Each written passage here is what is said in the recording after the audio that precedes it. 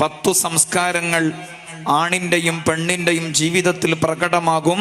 ഹബ്ബുൻ നബി സല്ലല്ലാഹു അലൈഹി വസല്ലം പതിയേണ്ട കോലത്തിൽ പതിഞ്ഞാൽ. ഒന്നാമത്തേത് മുത്തിൻ്റെ ജീവിതം സ്വന്തം ജീവിതത്തിലേക്ക് ഏറ്റെടുക്കലാണ്. രണ്ടാമത്തേത് ഹബീബിൻ്റെ പേരിൽ ധാരാളമായ സ്വലാത്ത് നിർവഹിക്കലാണ്. മൂന്നാമത്തേത് നബി സല്ലല്ലാഹു അലൈഹി വസല്ലമ തങ്ങളുടെ മദ്ഹ് പാടുക, പറയുക, കേൾക്കുക, അത്തരം സദസ്സുകളിൽ സംബന്ധിക്കുക. നാലാമത്തേത് ആ മുത്തിനെ കാണണം കാണണം കാണണം എന്ന് ഉത്കടമായി ആഗ്രഹിക്കുക. അഞ്ചാമത്തേത് ഹബീബ് സല്ലല്ലാഹു അലൈഹി വസല്ലം എന്തിനെയെല്ലാം സ്നേഹിച്ചിട്ടുണ്ടോ അതിനെയെല്ലാം സ്നേഹിക്കുക. ആറാമത്തേത് ഹബീബ് സല്ലല്ലാഹു അലൈഹി വസല്ലം എന്തിനെയെല്ലാം വെറുത്തിട്ടുണ്ടോ അതിനെയെല്ലാം അവഗണിക്കും, അതിനെയെല്ലാം പരിഗണിക്കാതിരിക്കും.